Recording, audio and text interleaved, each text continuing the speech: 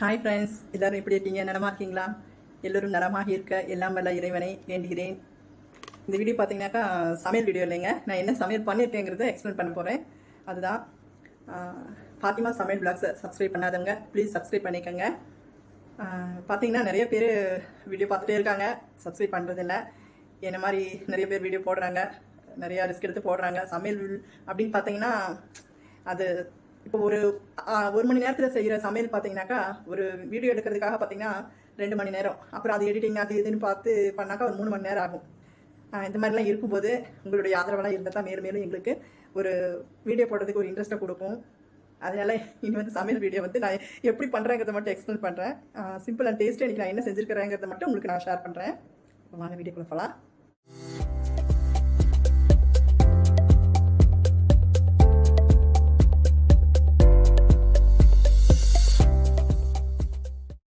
First சாப்பாட்டிலேருந்து ஆரம்பிக்கலாங்க.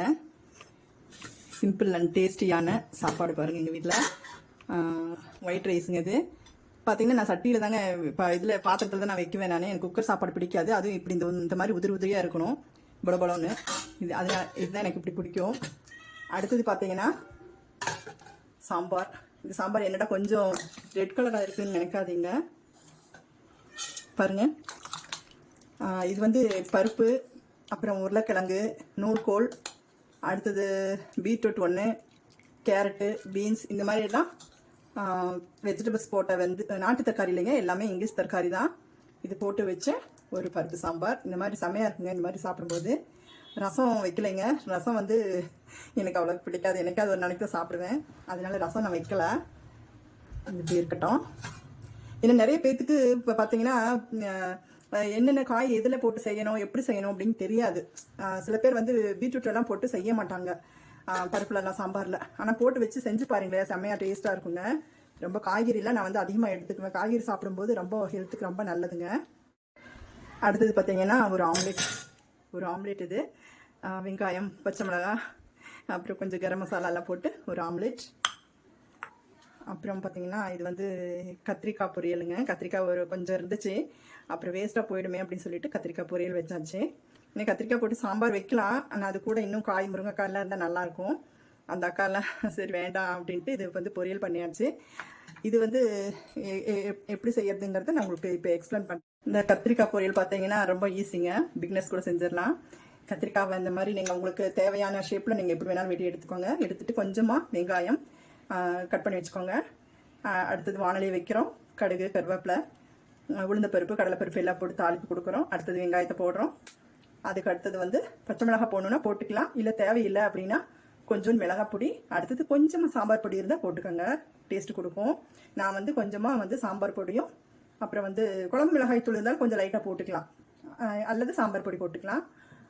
அப்புறம் வந்து கொஞ்சம் மிளகாய் தூள் போட்டு கொஞ்சமாக தண்ணி ஊற்றி வாஷ் பண்ணின கத்திரிக்காயை தூக்கி அதில் தண்ணி ஃபஸ்ட்டே ஊற்றக்கூடாது. வாஷ் பண்ண கத்திரிக்காயை வந்து அதில் போட்டுட்டு நல்லா பரட்டி விட்டுட்டு அப்புறமா வந்து தண்ணி லைட்டாக தெளித்த மாதிரி விட்டு அதிலே சிம்லேயே வச்சு இது பண்ணுங்கள். அது நல்லாயிருக்கும், காய் உடையாது, சாப்பிட்றதுக்கும் ரொம்ப டேஸ்ட்டாக இருக்கும். இவ்வளோதாங்க எங்கள் வீட்டு சமையல். அடுத்தது ஊறுகாய், மாங்காய் ஊறுகாய், அவ்வளோதான். இதுதாங்க எங்கள் வீட்டில் சிம்பிள் அண்ட் டேஸ்டியான சமையல். நான் எப்படி சாப்பிட போகிறேங்கிறத உங்களுக்கு பிளேட்டில் வச்சுட்டு நான் சாப்பிட்றத காமிக்கிறேங்க. பாருங்க, நான் சாம்பார் சாப்பிட்றத சாப்பிட்டுட்டு இருக்கேன். வாங்க சாப்பிட்லாம். என்னுடைய வீடியோ பிடிச்சிருந்தா ப்ளீஸ் சப்ஸ்கிரைப் பண்ணிக்கோங்க. நான் சாப்பிட்டு சொல்கிறேன் எப்படி இருக்குன்னு சொல்லிட்டு.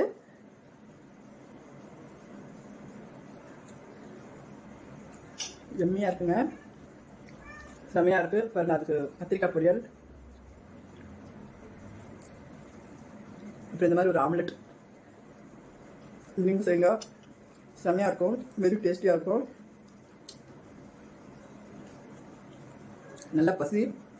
இந்த மாதிரி வெஜிடபிள் போட்டு வச்சா எனக்கு ரொம்ப பிடிக்குங்க. தேங்க்ஸ் ஃபார் வாட்சிங். எல்லோருக்கும் நன்றி, வணக்கம்.